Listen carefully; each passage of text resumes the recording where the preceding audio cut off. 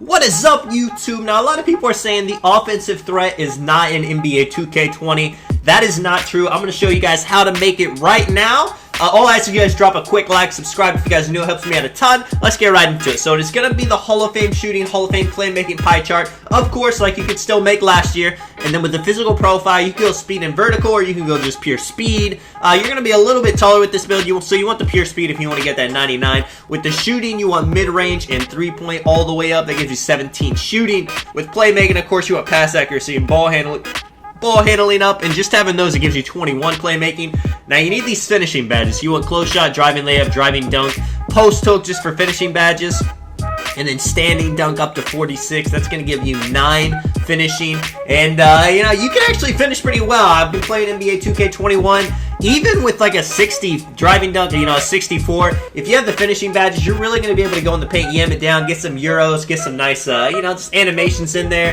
It's tough to finish this year if you don't have any finishing badges, so this is definitely going to be a viable build. You just see the defense. I got the perimeter, the lateral, the steal, and the defensive rebound. That's going to give me the 5 defending so I can hold my own out there. With the body shape, you can go however you want. Burley would be funny for a point guard. You can go slide if you're just trying to be slim out there and, not get bumped into people. With the height, 6'4", 6'5", it is completely, it's up to you. 6'4", though, you see the ball handle is going to be an 85. You go 6'5", you lose 2. So that's going to be perfect to get you the pro animations, and then you'll be able to speed boost once you hit 96 overall. So this build, and then with the weight, you see what I'm doing with the speed. If I go 178, that's going to give me an 89 speed and 88 acceleration. And then now with the wingspan, you see, if I go up to 85, that gives me a 67 driving dunk, makes my ball handle go to 84.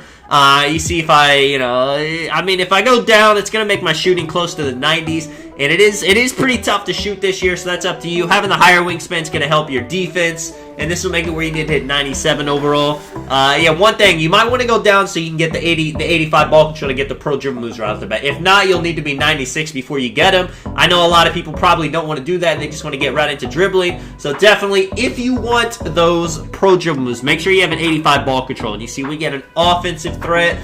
Trae Young, Steph Curry, some of the best looking shooters in the NBA. Pretty good comparison. And then now let's just take a look at all this stuff. So the speed is at 89. Once you get that plus 9, it's going to be 98. Acceleration is going to be in the 90s. 67 driving dunks. So actually, once you hit 98 overall, you're going to have a 70. You're going to be able to get like park dunks. You're going to get better animations. Driving layups super high. You got a post hook too. You can even cheese a little bit of the post hook if you're boxed up. The ball handle, pass accuracy, both in the mid-high 80s. And then the perimeter, lateral, the steal's an 82 on this build. You're going to be getting a lot of plucks. It's pretty crazy to have such a high steal on a non-defensive build. So with the finishing badge, you're going to want contact, you're going to want slithering, and then you can put on some fancy consistent. Definitely want consistent just for those layups. And if you want to be acrobatic, because you're not really a slasher with this build, but you can definitely be an acrobatic finisher. You can definitely put acrobatic up.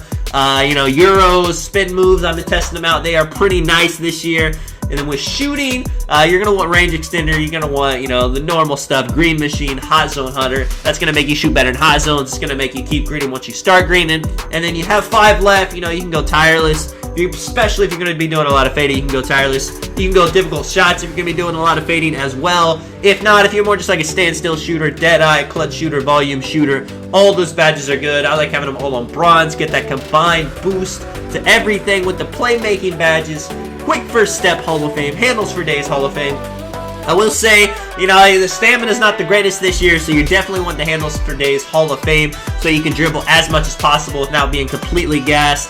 Unpluckable, needle threader, bailout. You do be getting plucked a ton this year as well. So unpluckable, you may even want a pluckable Hall of Fame. It might be a little bit too early to tell, but you have 21 badges, so you can definitely test it out. Tight handles when you get that behind the back, stun a little bit of people. You might need dimer for your teammate, especially this year. People are struggling to shoot, so if you're ISOing, you need dimer. Of course, if you're playing with an inside, you're not going to need it. You can just take that off and put it elsewhere. Something like Space Creator, Unpluckable, Needle Threader, anything like that. But this is a pretty good setup, right? You see, got a lot of gold badges, got a lot of Hall of Fame badges. Then with the defensive badges, this is going to make you be able to hold your own. You want that clamps. Gold, because that helps you keep people in front of you. You're going to get bumpy with them. And then it really depends with the last two how you play. You can do chase down or rim protector if you want to get those blocks, those hedge defense stuff. Rim protector, not rim protector, but intimidate. Eliminator, Pick Dodger, Pickpocket, Rebound Chaser. You can't really go wrong with any of those. It's basically personal preference. It's how you want to play. It depends how your big's helping you guard the pick and roll. And yeah, man, let me know what you guys think. Let me know if you guys are making an offensive threat in NBA 2K20. I'll catch you guys in the next one. Peace.